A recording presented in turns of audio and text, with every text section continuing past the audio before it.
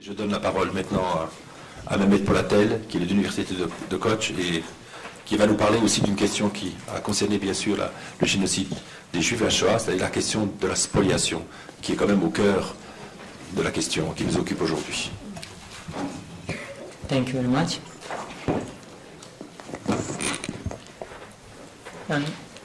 I will present an analysis of process of seizure and property transfer during transfer focusing on three issues.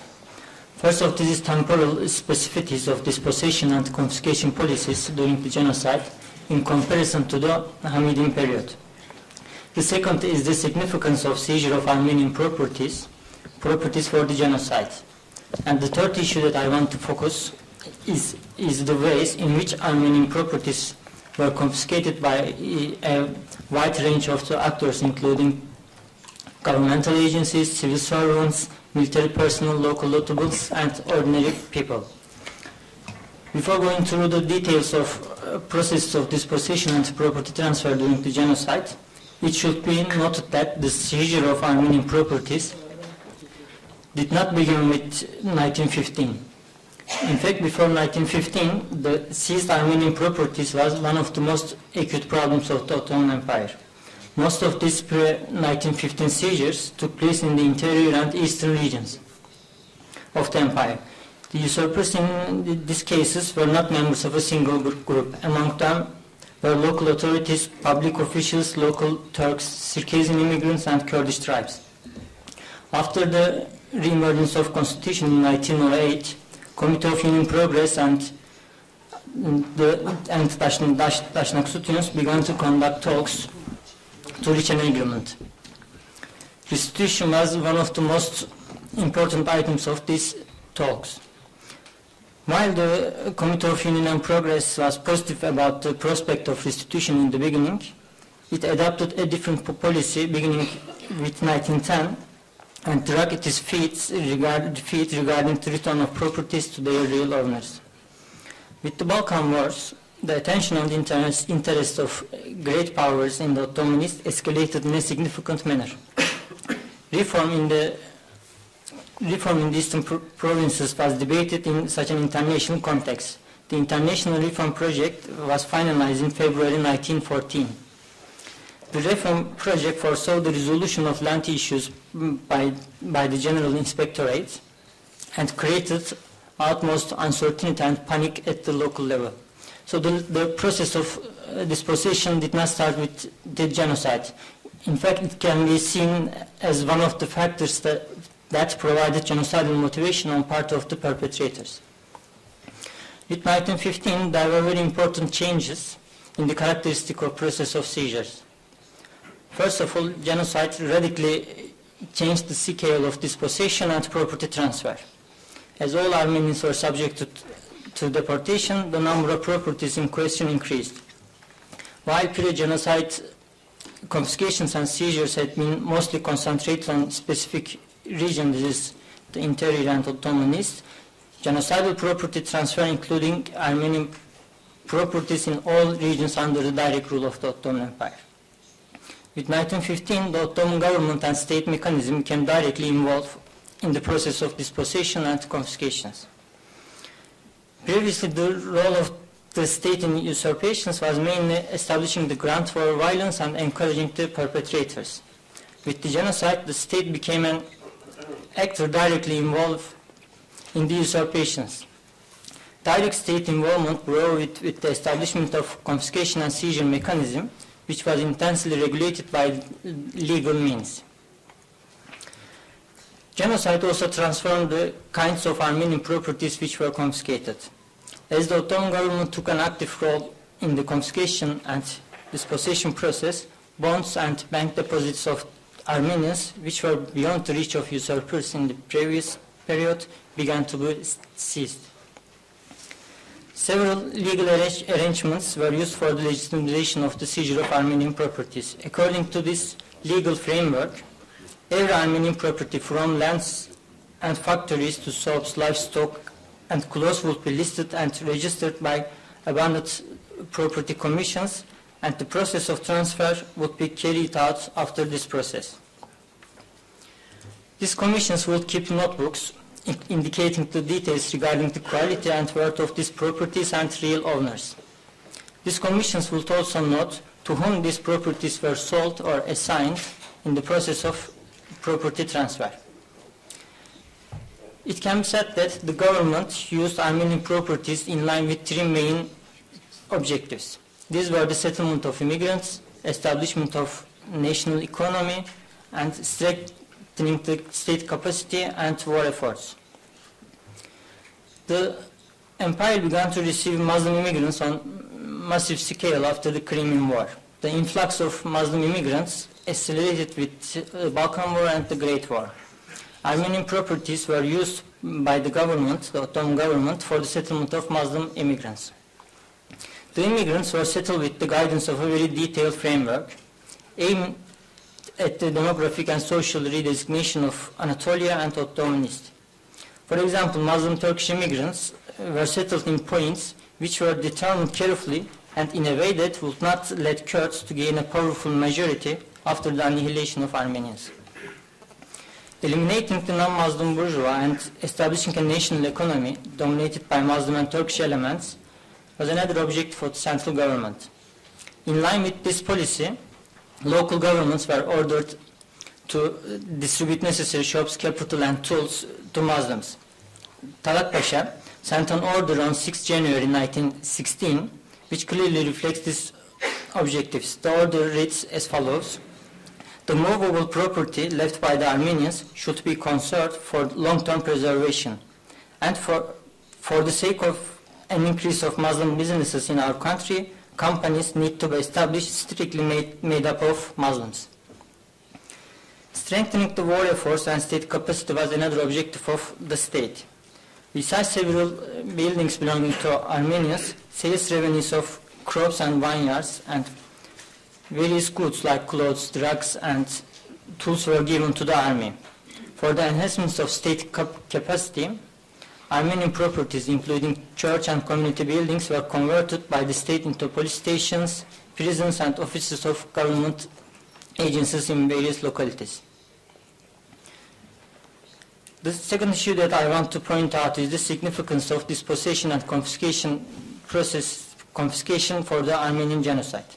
The seizure of Armenian properties was an integral part of genocidal policy which targeted Armenians as individuals and the signifier of Armenian identity.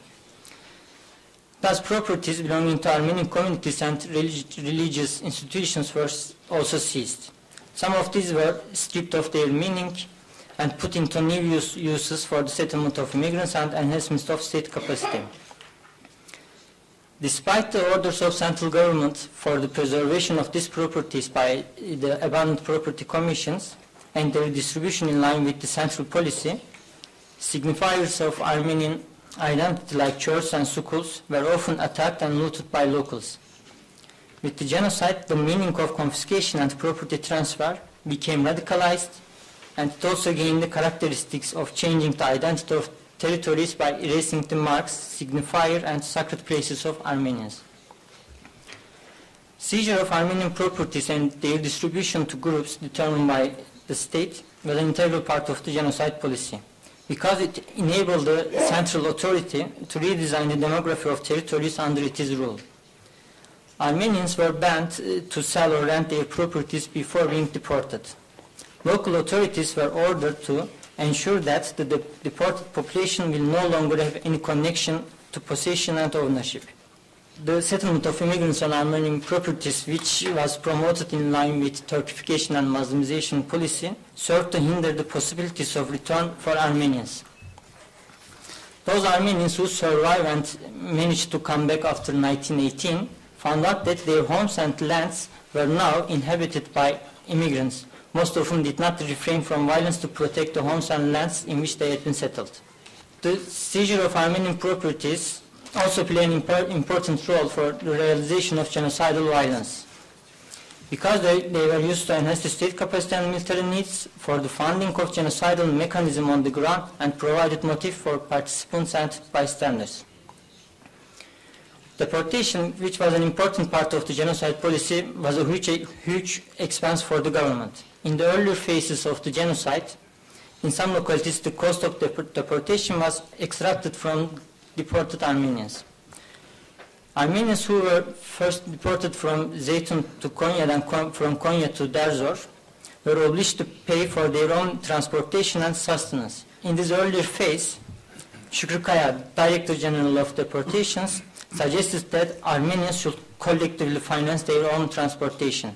This suggestion was accepted by Talat in October 1915. However, as Armenians were losing their financial means during the deportation, the state began to pay for deportation costs mostly by using confiscated Armenian properties. In line with the orders of Talat, funds from provinces where the genocide had been profitable were directed to where it was needed. Third issue that I want to elaborate on is the ways in which Armenian properties were seized. The central government had a very detailed and precise plan regarding the uses of Armenian properties, but there occurred a significant gap between the expectation of center and property transfer at the local level. Armenian properties were not only seized by state authorities which registered and allocated these properties in line with central orders. Extortion and abuses by civil servants and military personnel and the seizure of belongings of Armenians during the massacres and looting were some of the ways in which Armenian properties were seized, in contrast with the projections of central government. Local officials and military personnel used their power and authority to lay their hands on Armenian properties for their individual interest. This could be seen in case of extortion. Many civil and military officials promised to spare the lives of wealthy Armenians who were willing to pay a generous amount of money. In fact, this was an extortion scheme. Apart from extortion schemes and bribes, local officials also seized certain immovable properties like houses, shops, and lands for their individual use. This was actually forbidden by several orders and rules, but since the cooperation of local officials and militias on the genocide was too crucial to be risked, the state did not take any harsh steps against them in the beginning. As time went by, some of these usurpers who seized Armenian properties on massive scale for their individual interests began to be persecuted. Direct attacks on Armenians were carried out by several groups, including gendarmerie and militia, who were tasked with performing lethal attacks, and those who were not commissioned for violence but participated in for ideological, religious, or material motives. Ordinary people in various localities participated in looting. Empty houses of Armenian deportees were often searched, ransacked, and their gardens plowed through by neighbors. As a conclusion, I want to say that the Armenian genocide was interwoven with complicated and sometimes conflicting form of dispossession and property transfer, which created tension between the central government and individual usurpers. The common denominator between the legal framework established by the government and individual acts of usurpers which transgress this framework is the fact that they brought with the economic annihilation of Armenian people in the Ottoman Empire. Thank you very much. Et donc d'abord, je vous remercie aussi pour votre excellent exposé qui nous parle beaucoup, bien sûr, la question de la spoliation et aussi la question du fait que les déportés étaient obligés de financer leur propre déportation, est quelque chose qui nous rappelle le fait que les déportés juifs qui devaient aller à Auschwitz, effectivement, étaient assez amenés à financer leur déportation. Et donc, et ça nous parle aussi parce que ça nous permet de comprendre pourquoi l'État profond turc aujourd'hui refuse effectivement de reconnaître compte tenu du niveau des spoliations. Je dois tout d'abord remercier le Conseil scientifique international d'avoir pensé à moi pour discuter les 5 communications de ce matin. Discussion très rapide, d'abord parce que la matinée a été longue et d'autre part parce que, évidemment, il faut laisser maintenant du temps pour la discussion. Justement, au titre de discutant, j'avoue me sentir un peu à contre-emploi ce matin, bien que le génocide des Arméniens s'inscrive dans le segment chronologique de la Grande Guerre. Je ne suis pas spécialiste de ce génocide, c'est donc avec beaucoup de modestie que je tente d'aborder, que je vais tenter d'aborder les papiers présentés ce matin, d'une part dans les présentations orales, mais aussi, je m'appuierai dessus, bien sûr, dans les présentations écrites, forcément beaucoup plus complètes. En revanche, je voudrais dire que j'éprouve un intérêt très marqué, ceci peut-être expliquera ma posture dans ce commentaire. J'éprouve un intérêt très marqué depuis plusieurs années pour le génocide des Tutsis du Rwanda en 1994, et ceci, cet intérêt procure un regard un peu décalé sur l'objet dont il a été question au cours de cette matinée, et un regard décalé qui a quelques avantages. Comme d'autres, bien sûr, je suis frappé par les riches correspondances possibles entre ces deux génocides, si éloignés dans le temps, dans l'espace, et en termes d'aires culturelles. Correspondance en termes de questionnement historiographique, d'abord, mais aussi en termes d'idéologie, de pratique et de temporalité dans les déploiements meurtriers. J'y reviendrai peut-être d'un mot à la fin de ce bref exposé. Cela dit, cette question des correspondances n'est pas tout à fait le sujet, me semble-t-il. Ce sera le sujet de l'avant-dernière session de ce colloque dans la journée de samedi. Et j'en reviens donc aux communications de cette matinée, regroupées sous le titre « Logique de guerre, économique, idéologique ». Première remarque, ce qui m'a frappé en tout premier lieu, c'est l'effet d'élargissement de la perception du génocide de 1915 que ces communications suscitent par une sorte d'effet de dilatation de l'espace-temps des massacres. Ce terme d'espace-temps qui était d'ailleurs un titre de la session de jeudi matin.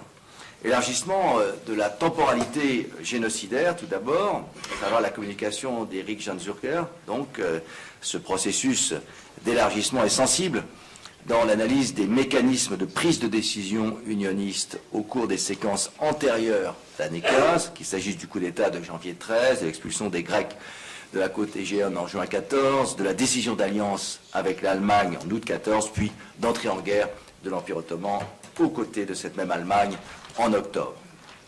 Et toujours en amont de l'année 15, l'élargissement est plus sensible encore à travers la communication d'Hamid Bozarslan sur les logiques darwiniennes sociales, inscrite de longue date à l'arrière-plan, inscrite de longue date aux origines du génocide. Sensible aussi dans l'intervention de Vincent Duclerc sur les massacres hamidiens de 1894-1896, envisagés comme un franchissement de seuil décisif au titre finalement de massacres finalement performatifs en ce sens qu'ils ont créé, et ceci hors de toute perspective téléologique, que ces massacres ont créé une part au moins des conditions de possibilité du génocide de 1915.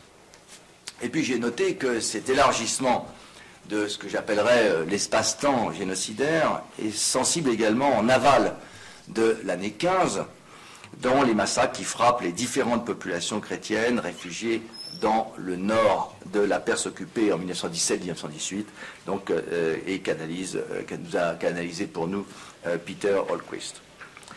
La deuxième remarque a trait au titre de cette session, un titre « Logique de guerre, économique, idéologique », et logique du génocide, bien entendu, logique de guerre, économique, idéologique du génocide. À dire vrai, à lire et à écouter les communications qui ont composé cette session, on pourrait suggérer une répartition un peu différente des logiques en question. On voit ainsi à l'œuvre des logiques idéologiques qui composent en quelque sorte l'arrière-plan génocidaire, à travers ce que nous a indiqué Hamid Bozarslan, des logiques décisionnelles, communication d'Eric Janzurker sur ma droite, des logiques éliminationnistes à l'œuvre avant, pendant le génocide et dans une certaine mesure dans son après-coup, et évidemment ces logiques éliminationnistes ont traversé l'ensemble des communications, et puis enfin des logiques prédatrices, et ce fut la communication de Mehmet Polatel sur les spoliations. Alors je voudrais à présent ajouter, si vous me le permettez, trois brèves réflexions suggérées par les communications de ce matin, communications orales et communications écrites sur lesquelles je me suis principalement appuyé, qui forment le volume, qui forment le contenu du volume publié il y a très peu de temps donc chez Armand Collin. La première réflexion a trait à la présence très forte du fait guerrier. Je prends ici volontairement ce terme, j'emploie ici ce terme volontairement anthropologique. Présence très forte du fait guerrier, de la Grande Guerre, bien sûr, mais des guerres, même des guerres dans les Balkans depuis les années 1870, présence très forte de ce fait guerrier dans les différentes communications. Une présence qui me paraît hautement justifiée. Il me semble que la guerre, et parmi ses nombreuses caractéristiques, dispose d'une capacité inégalée à faire émerger un temps autre. Et je veux parler ici d'une temporalité radicalement différente du point de vue des acteurs sociaux. Je parle ici, vous le comprenez bien, du temps perçu. Qu'il s'agisse des décideurs politiques, des cadres intermédiaires, des combattants, des soldats ou des civils ordinaires. Et il me semble que sans cette prise en compte de l'altérité radicale du temps de la guerre, d'autant plus radicale que l'activité guerrière est elle-même radicalisée, comme ce fut le cas lors des guerres balkaniques de 1912-1913 et bien sûr, lors du premier conflit mondial. Sans cette prise en compte de l'altérité radicale du temps de la guerre, du temps guerrier, il me semble difficile de comprendre, de rendre compte en particulier des phénomènes de transformation des seuils de tolérance à la violence, ces seuils de tolérance qui s'inscrivent modifiés, transformés, bouleversés et qui s'inscrivent si nettement à l'arrière-plan de la question du génocide des Arméniens qui nous occupe ici. La seconde remarque, pour poursuivre sur cette piste donc d'anthropologie historique, eh bien, la seconde réflexion, il me semble, et c'est ici un regret, il me semble que notre regard historien reste aujourd'hui encore assez inhibé face, si je puis dire, au spectacle, au redoutable spectacle de la violence extrême. On pourrait discuter interminablement de la pertinence de cette notion. Je l'emploie ici pour aller vite. Ainsi, par exemple, le terme de massacre, dont vous connaissez la porosité, bien sûr, avec l'activité synégétique, ce terme de massacre, et ceci vaut pour moi, je m'inclus ici dans la critique, ce terme de massacre semble généralement nous suffire, à dire le réel de la violence infligée et subie. Et de ce point de vue, il m'a paru frappant que ce réel de la violence infligée lors du déploiement des massacres hamidiens de 1894-1896, d'une violence infligée avant tout au corps des victimes, n'apparaissent d'ailleurs que de manière indirecte, et de manière pourtant tellement frappante. Elle apparaît indirectement dans la communication, dans le papier écrit de Vincent Duclercq, à travers la longue citation qu'il donne, mais qu'il n'a pas eu le temps de reprendre, il n'y a fait qu'une simple allusion dans sa communication orale, la longue citation qu'il donne du discours de Jaurès à la Chambre des députés le 3 novembre 1896. Et mieux que nous peut-être, le tribun socialiste qui affectionne tant Vincent Duclercq, contrairement à moi-même, le tribun socialiste, donc, sait dire les pratiques. Et pour reprendre une formule de Péguy qu'il a tellement critiquée, et pour la détourner légèrement, Jaurès sait voir ce qu'il voit. À partir de sa lecture des rapports des consuls européens, je donne un simple extrait de cette longue litanie de Jaurès, donc citée par Vincent.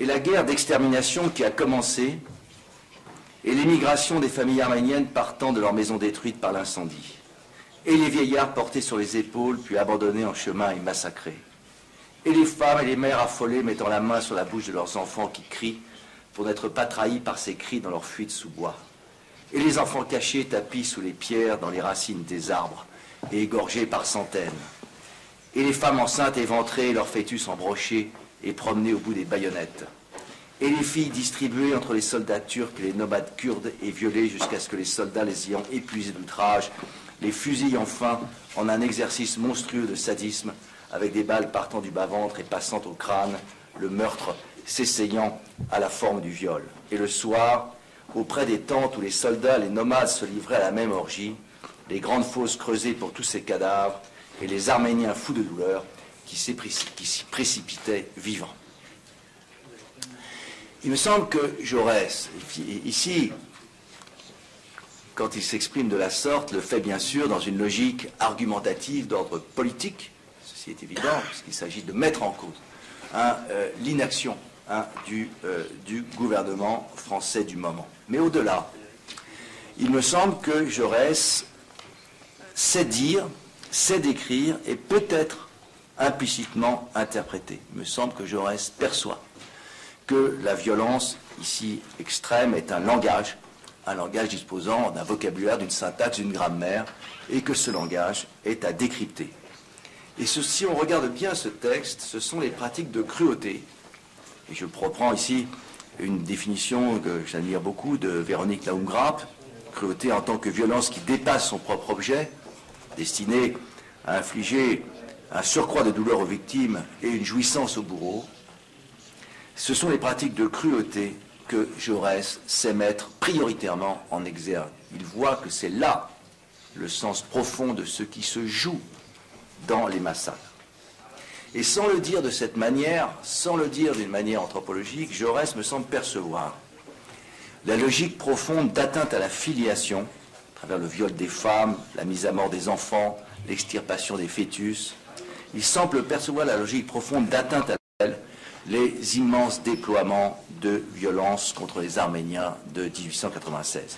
Atteinte à la filiation, qui signale, au niveau des pratiques meurtrières envisagées au ras du sol, la vérité du projet éradicateur lui-même, et donc sa logique génocide fondamentale dès 1896, et je suis de ce point de vue en plein accord ici avec la perspective indiquée par Vincent Duclerc. Ma troisième et dernière remarque maintenant, pour en rester au niveau des pratiques à l'œuvre dans les grands déploiements de violence, on peut observer que souvent l'atroce traitement des corps rejette trop souvent à l'arrière-plan d'autres types d'atteintes, peut-être moins chargées d'affect aujourd'hui, pour nos yeux d'aujourd'hui, mais non moins importantes pour l'approche de l'objet qui nous réunit. C'est pourquoi je suis très heureux de l'accent qui a été mis sur la spoliation des biens arméniens par Mehmet Polatov. Certes, apparaît ici toute une ingénierie économique et sociale étatique dans la gestion de ces biens arméniens abandonnés par leurs propriétaires, mais apparaît aussi l'action prédatrice des cadres intermédiaires du génocide et aussi celle des voisins, celle des personnes de connaissance dont il était question à la fin de son papier. Et on voit ici à l'œuvre cette dimension de proximité des massacres, ce retournement des liens de l'interconnaissance.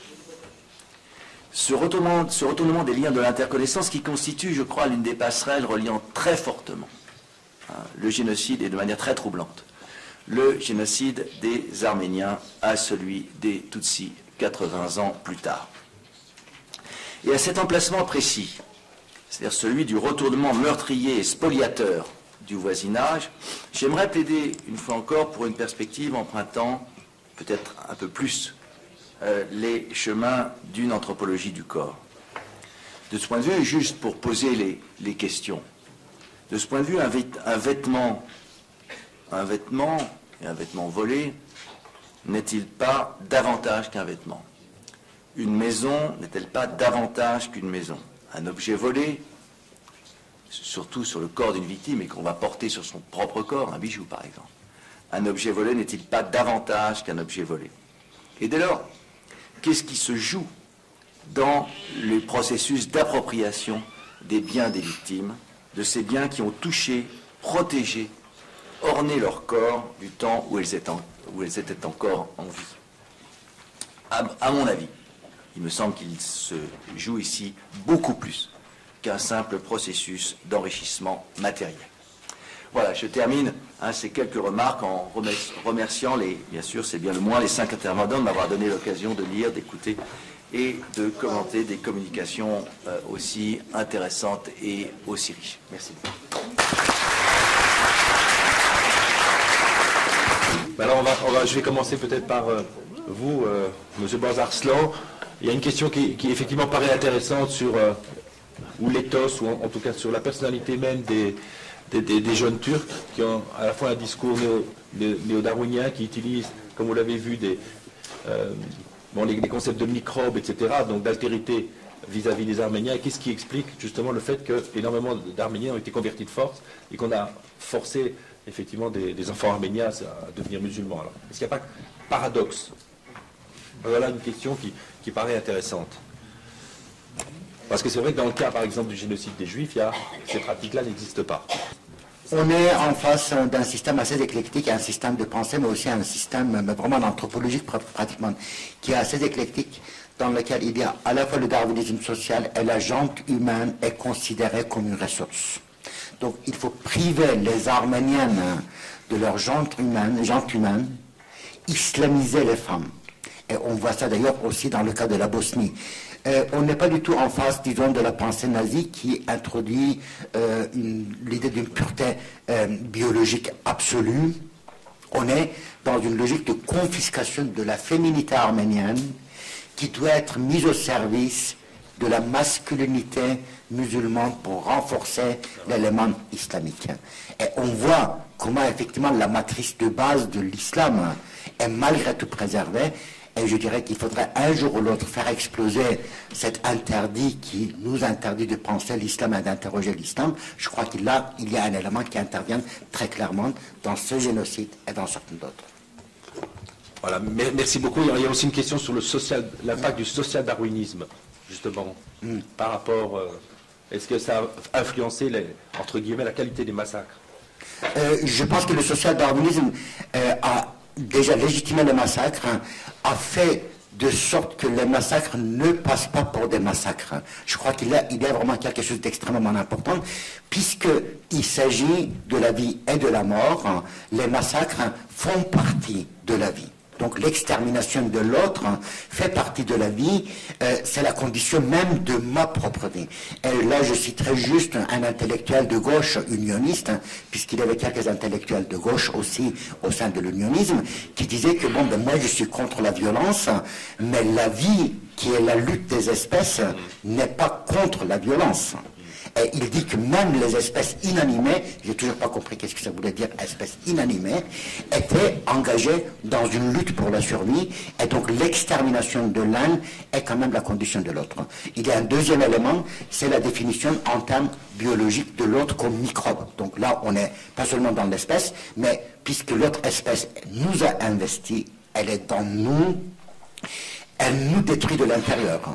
Et donc, du coup, l'extermination de l'autre devient en quelque sorte une nécessité biologique, une nécessité médicale. On est vraiment dans une médicalisation du monde, pas uniquement dans l'Empire ottoman, même si à l'époque, c'est uniquement dans l'Empire ottoman, cette idée est appliquée, très concrètement appliquée, mais bon, je veux dire, la fin du 19e siècle et le darwinisme social d'une manière générale.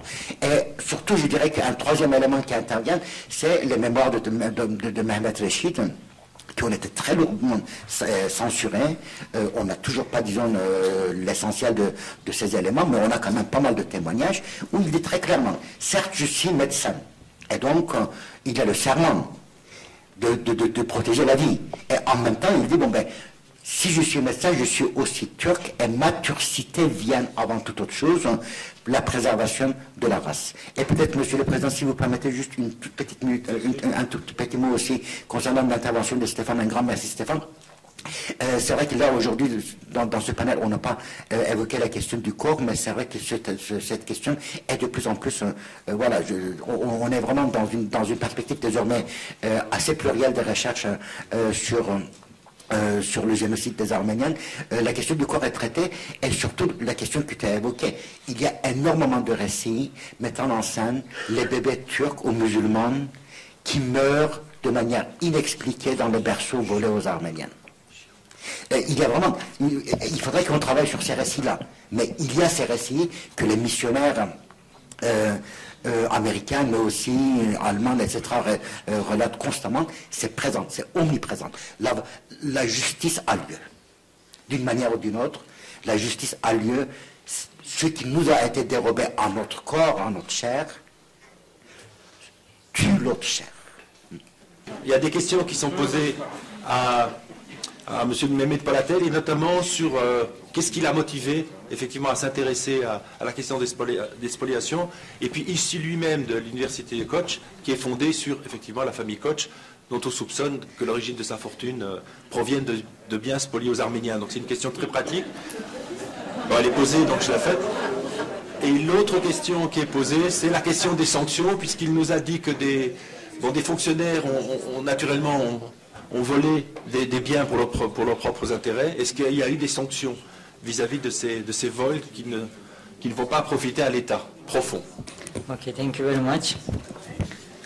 About the Koç family, unfortunately, we have not detailed information about their taking from the Armenian properties, but we know that just one house now, it was used for the Vehbi Koç Research Center belonging to Armenian. We just know this. And about the civil servants, yes, there was some persecution starting in 1916 during the war period. And why they were persecuted? Because they are accused of stealing properties of the state. It is not the stealing of Armenians, because the state wants to be central control on distribution and management of these properties, and that is why they try to persecute them. Merci beaucoup. Alors, il y a une question qui est posée aussi à notre discussion, à Stéphane Audouin-Rousseau, justement sur comment est-ce qu'il explique aussi justement les terribles massacres décrits par Jean Jaurès dans un contexte qui n'est pas un contexte de guerre, puisque vous avez bien souligné justement la radicalisation qui provient de la guerre, qui permet effectivement ce dépassement de seuil de tolérance. Et là, on est comme dans des massacres presque à 4 chiffres. Je ne pense pas que la guerre soit une condition nécessaire du massacre, tout simplement. D'autre part, tout dépend également de comment les bourreaux, comment les tueurs perçoivent la situation. Et on peut tout à fait percevoir une situation pacifiée comme une guerre. Et donc la question, c'est pas la guerre objective. La question, c'est la guerre subjective, vécue comme telle, éventuellement par les bourreaux, par les tueurs, par les assassins. C'est là, je crois, la question essentielle. Et il me semble que dans le cas des massacres de 1994-1996, on est dans quelque chose de cet ordre. Une sorte de guerre est lancée. Ce que je crois important, c'est de partir, au fond, de la subjectivation, donc par les acteurs sociaux. Ce sont des choses que l'on peut retrouver, bien entendu, au Rwanda. Dans les grands massacres, il y a eu beaucoup de correspondances extrêmement intéressantes, et entre ces massacres, au fond, de répétition générale, si l'on peut dire, de 1894-1896, et les grands massacres au Rwanda de 63-64 ou de 73, qui se déploient hors de tout contexte de guerre. Mais du point de vue des tueurs, il y a de la guerre. Et c'est là, je crois, ce qui me paraît le point important. Maintenant, qu'un cadre guerrier ensuite objectif vienne ensuite accroître et radicaliser et étendre ensuite les pratiques meurtrières, ça me paraît néanmoins assez évident. Et justement, il y a une question qui est posée à Vincent Duclerc pour déterminer si on pourrait peut-être parler de génocide dans le cas d'Abdul Hamid. Moi, je remercie effectivement Stéphane Audouin-Rousseau pour effectivement la mise en perspective à partir de cette double analyse du fait guerrier et du génocide du Rwanda. Et je pense qu'il faut insister effectivement sur... D'ailleurs, je pense qu'il faut souligner quand même, c'est un peu une plaisanterie, mais qu'il a vraiment fallu que Jaurès ait été extrêmement brillant pour que Stéphane Audouin-Rousseau s'y intéresse. Parce que c'est pas tout à fait son genre de beauté, comme on dit. Mais je pense qu'il faut souligner, je voudrais peut-être indiquer deux choses, puisque j'ai un instant la parole. D'abord, sur cette question de la guerre, Jaurès dit bien « la guerre d'extermination a commencé ». Et là, Jaurès perçoit que la guerre, ce n'est pas seulement des conflits entre nations belligérantes, que la guerre peut s'inscrire dans les pratiques sociales, dans les pratiques d'État. Et effectivement, ce qu'il observe de l'utilisation particulièrement des régiments amidiers et de cette action populaire guerrière montre qu'on est dans une situation de guerre alors qu'il n'y a pas objectivement donc de conflit, notamment entre belligérants. Donc il faut naturellement élargir considérablement notre manière d'appréhender la guerre. Et ça, je crois que les travaux de Stéphane le montrent aussi. Le deuxième point, c'était une question, donc je vais aussi répondre à une question qui a été posée, celle de Hans-Luca Kaiser, qui soulignait que tous les commandants les régiments amidiers n'ont pas effectivement mobilisé ces régiments contre les Arméniens. Et là, je pense qu'il faut vraiment souligner l'importance d'une histoire de l'État ottoman, c'est-à-dire que il y a des conflits de légitimité chez les cadres et chez les hauts fonctionnaires ottomans pour au moins deux raisons. D'abord, il y a ceux qui viennent d'une aile libérale, celle qui a été lancée notamment par la constitution de Mithat Pacha de 1976. Donc là, il y a une vraie volonté de démocratiser l'Empire. Et puis, il y a tout simplement ces cadres qui estiment que le sultan a accordé la protection aux minorités non musulmanes, avec le paiement de l'impôt, et que ce qui se passe contre les Arméniens, c'est aussi donc le retournement de cet engagement majeur de l'Empire ottoman à l'égard de ces minorités. Donc là aussi, on peut avoir la volonté, de ces cadres ottomans d'agir en ottoman. Et donc, ce qui explique ces situations. Et donc, globalement, je pense qu'il faudrait aussi insister sur la position de la haute administration ottomane et qui finalement n'a pas épousé totalement la volonté donc du génocide, d'où effectivement le recours par le comité central à des administrations parallèles, l'organisation spéciale en particulier. Donc là, je pense que là aussi, il y aurait un terrain fondamental pour notre connaissance qui serait d'établir une histoire de l'État ottoman pour bien mesurer effectivement ce que le génocide va faire à cet État, mais aussi amener des processus de refus, de résistance, faire au fond ce que Marc-Olivier Baruch a fait pour l'État français face à la solution finale. Parfait. Vous voulez intervenir? Oui, juste peut-être sur la question de la guerre. Je pense qu'effectivement, je me saisirais de la première partie de l'intervention de Stéphane qui disait que la guerre introduit une nouvelle temporalité.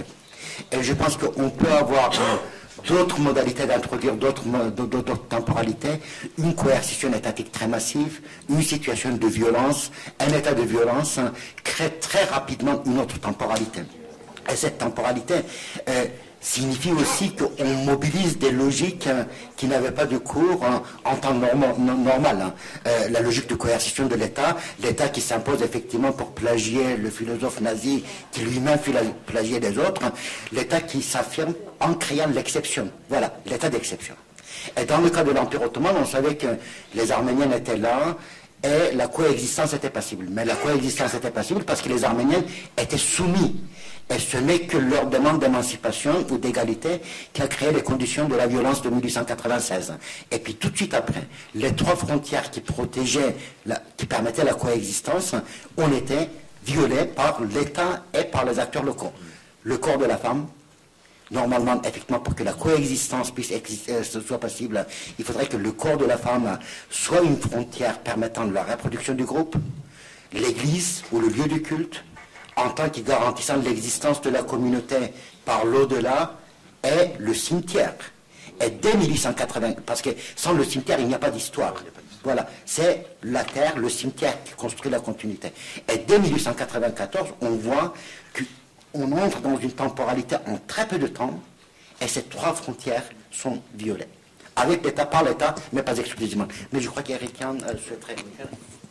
If I may add one, I think this is a very important point. I think both of you are so right to introduce the the irrational, the symbolic, and also the magical almost element that makes up part of this genocidal process. And I think the cemeteries are particularly important. And there, of course, the history of the Balkan War is crucial, because the destruction of Muslim cemeteries in the Balkan War was one of the most salient features of that conflict, which was much commented on in the Ottoman press at the time. And also when you look at what, for instance, the finance minister Javid says at the opening of Parliament immediately after the Balkan War in 1930, it is that point that he emphasizes. The fate of, as he calls them, the martyrs, and then he lists them all of the different places in the Balkans. And he's not talking about people being killed in the war, he's talking about people who were buried there. So that's an enormously important part of, I think, of that aspect that you've been raising. I'd like to extend this in another direction. I mean, Eric has commented on the extent to which this discussion of war and violence has turned towards the symbolic and almost the magical, which I think is entirely right. I want to stress also the other end of the spectrum, which is the legal and formal definition of war. That is, not war as metaphor, not war as a zone of violence, but the actual attempt to delineate what are the formal attributes. The reason I say this is that many of the actors at the time were very concerned. This is exactly the moment when the laws of war are being discussed. And there's attempts to delineate what is legitimate and what is illegitimate violence. I'll give you two cases, one specifically from my presentation. One reason the Russian consuls were so reluctant to have these populations in northern Persia armed is they said that these are actually Persian subjects. And it is in fact, it violates the laws of war to arm populations against their own state. So that it was phenomenologically, it was subjectively part of their view that there are legitimate forms of violence that have rules. This is also immediately relevant to the Armenian genocide, because when there are discussions about developing instruments to prosecute the criminals of war, and this happens, it's the first subcommission formed at the Paris Peace Conference. There are discussions on what grounds you can charge people. You can charge people for killing other state subjects. So there's no problem with getting Ottoman officials for killing Russian Armenians or Christians. Of course, the trick is how you will then try states that killed their own population. The discussion here was not only the Ottoman state, but also actions by Austria-Hungary against Romanians and Serbs. And that introduces the distinction that was discussed explicitly at that conference of violations of the laws of humanity. That was outside that legal realm of war. Alors justement, je reste vers vous, et une question qui a été posée, alors le dépassement non pas des frontières dont vous avez parlé, mais on pourrait presque dire des frontières physiques, c'est-à-dire que vous avez parlé de l'élargissement avec les massacres d'Arméniens et d'Assyriens en Perse. Certaines personnes voudraient savoir s'il y a eu aussi des tentatives d'exterminer des Arméniens en Azerbaïdjan et bien au-delà de 1915, c'est-à-dire 1918-1919.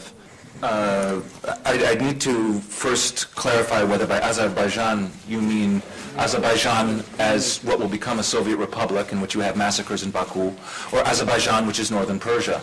Let me first indicate that, in my longer paper, one of the points I try to make is that, fundamentally what I'm studying are the secondary or knock-on effects of violence after genocide.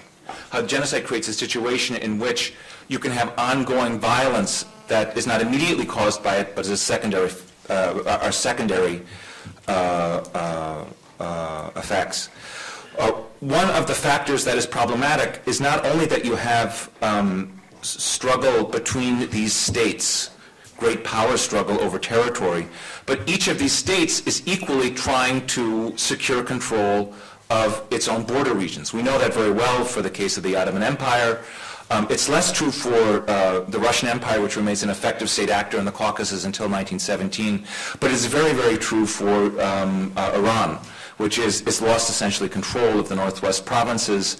You've got both a democratic movement and essentially what SIMCO is trying to do is set up a semi-independent realm. And in fact, one of the dynamics we have going on is the attempt of these states to impose borders, to create a meaningful grid, state grid, upon a space upon which that has not yet happened. One of the figures I presented up here, Minosky, is involved in the attempts in 1911 to 1913 to have a border commission, so that instead of fighting over what the border is, you'll actually come to some state determined. It fails, of course. Il y a une question qui est posée à Eric Jan Zürcher, justement sur la question de la radicalisation, et on lui pose la question de savoir si les opérations du 18 mars, du débarquement allié du 18 mars 1915, n'ont pas radicalisé et favorisé la prise de décision donc que vous posez en mars d'exterminer les Arméniens.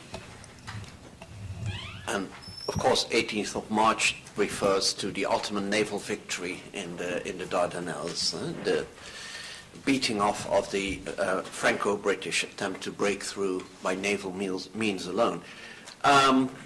Well, in a way, but not, I think, because that 18th of March victory gave sudden self-confidence. It did. But I think the element that may have been instrumental in, triggering or helping to trigger the anti-Armenian policies may have been the anxiety before the 18th of March victory of the Ottomans. Because, let's remember, in the weeks before the 18th of March, very few people believed that the Ottomans and the Germans could actually resist the onslaught of particularly the British Navy. The British Navy, after all, is by far the most the strongest instrument of war of the time, and the idea that the Ottomans could actually successfully resist the British Navy was a totally alien one, not just for the British and the French and for those groups in Istanbul who were hoping for an Allied breakthrough, but for the Young Turks themselves also. They did not believe they could win. So I would say that the enormous anxiety in the weeks before the 18th of March, when it really looks like the Allies will ideas, radicalized ideas about the treatment of minorities, not just the Armenians, minorities in general, and in a way the anxieties were well founded, because the 18th of March victory essentially is a fluke. If the British and French authorities had been more determined, had been prepared to risk first-rank capital ships to protect the mine-sweeping convoys, there's very little doubt that they would have gone through. It is a collapse of determination and the reluctance to risk really first-class material and men that leads to the Ottoman victory of 18 March. Merci beaucoup. Je voudrais dire un mot à propos du 18 mars et de la crainte qu'avaient les Ottomans de l'arrivée des troupes anglo-françaises à Constantinople. Il y a aussi un autre élément, c'est l'attitude de l'amirauté britannique. L'amirauté britannique a cru effectivement que la destruction de ces bateaux, qui n'étaient pas des bateaux tout à fait neufs, loin de là, impliquait une protection d'autres éléments de la marine, et ils en ont replié la plupart. Et il y a un autre élément, c'est que les préparatifs du débarquement par Lanzac et la troupe anglo-française à Gallipoli se faisaient dans l'île de Lemnos. Et Lemnos était une île qui comportait de nombreux Turcs qui ont largement annoncé aussi l'imminence de ce débarquement pour le pouvoir ottoman. Donc ils ne savaient pas non plus que ce débarquement allait être sur le plan stratégique une catastrophe, parce que ce n'était pas au bon endroit qu'ils ont débarqué, mais s'ils avaient débarqué plus haut, et couper véritablement la presqu'île de Gallipoli, comme le craignaient les Ottomans, la situation donc d'angoisse et de transfert de tous les biens et de tous les pouvoirs sur la côte d'Anatolie orientale serait parfaitement justifiée. Voilà. En fait, il s'agit d'une des questions que j'ai posées, mais que vous avez peut-être omis de lire. C'était adressé à Mehmet Ponatel, et je voulais savoir s'il avait chiffré au niveau financier le montant de toute les spoliations. C'était pas une question parce que j'avais été très intéressée par la question de Stefano Rousseau sur le fait que signifiait le fait de porter les habits des morts, et la réflexion, enfin le résumé de Hamid Bozarslan disant qu'il s'agissait d'islamiser les femmes. Et j'aurais voulu peut-être que les deux intervenants se demandent s'il y a un rapport entre les deux et développent cette question. Thank you for the question. Unfortunately, it is not possible to estimate the financial issues because we have a problem for the archives of title lists, archives or registers of title lists in Turkey. That they are not open, and we know that the commissions kept notebooks about the abandoned properties or the Armenian properties. Unfortunately, these notebooks are missing. We don't know where they are, in military archives or other archives, we don't know. So that is why it is very difficult to give this all picture about the financial. Thank you for the panel, and to ask Vincent about, or not even ask, but to state, the period of 1895 is very critical, and we don't know enough about it. Speeches in the Parliament of France are not sufficient to give us a clear understanding of motivations and intent of Abdul Hamid. We had a speaker yesterday who, in fact, suggested that Abdul Hamid was trying to calm the Kurds on the reform program of 1895, even though that was rather surprising. So it's just, I guess my question is, where do you find information about intent? We all talk about the 1895 massacres. We all talk about Abdul Hamid committing the massacres in order to preserve his sinking ship of state. But where is our evidence? Hard evidence. Je serai vraiment très très bref. Je soulignerai tout simplement que tous les philosophes du XXe siècle ont été impressionnés à la fois par la modernité et par la violence de la modernité, et beaucoup d'entre eux, comme Ernest Bloch ou Walter Benjamin, ont vu que dans cette violence, il y avait quelque part de très moderne, le darwinisme social lui-même, et de l'autre côté très très archaïque. Et je dirais que lorsqu'on prend la violence contre les femmes ou la violence contre le corps, on voit aussi émerger quelque chose de profondément archaïque et en même temps profondément neuf. Archaïque, les femmes ne sont pas des sujets. Voilà, c'est le discours de Daesh aujourd'hui. Les femmes yézidines ne sont pas des sujets. Elles sont enlevées à la yézidité. Lorsque Boko Haram dit les femmes chrétiennes nous appartiennent parce qu'elles ne sont pas sujets.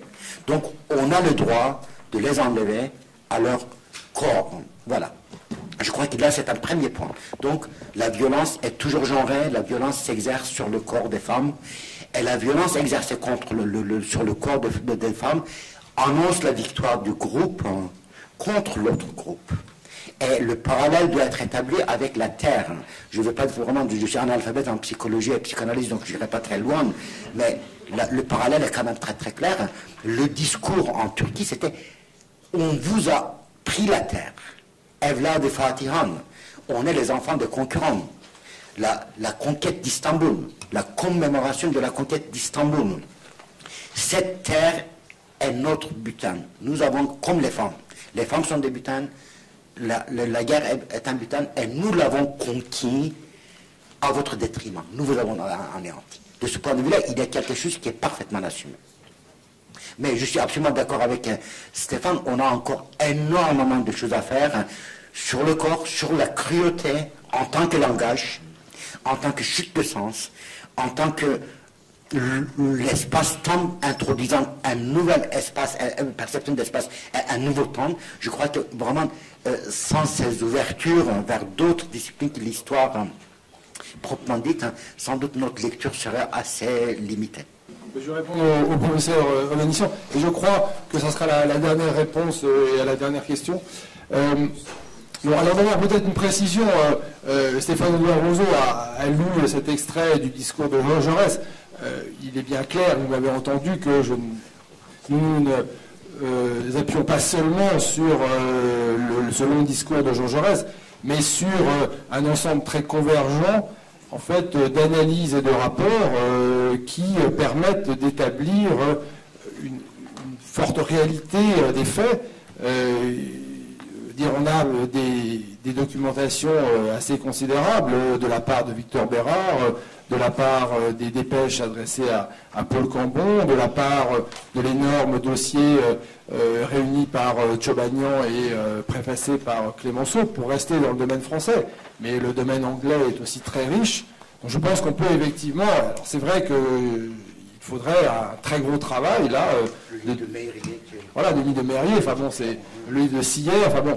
Donc, mais néanmoins, vous avez raison de souligner qu'il y a beaucoup de monographies sur ces différents témoignages et analyses, mais il faudrait là, effectivement, comme je l'ai dit, donc un grande thèse, un grand livre sur les massacres de 194-96 pour déjà rassembler, confronter tous ces éléments. Bon, ça c'est un premier point.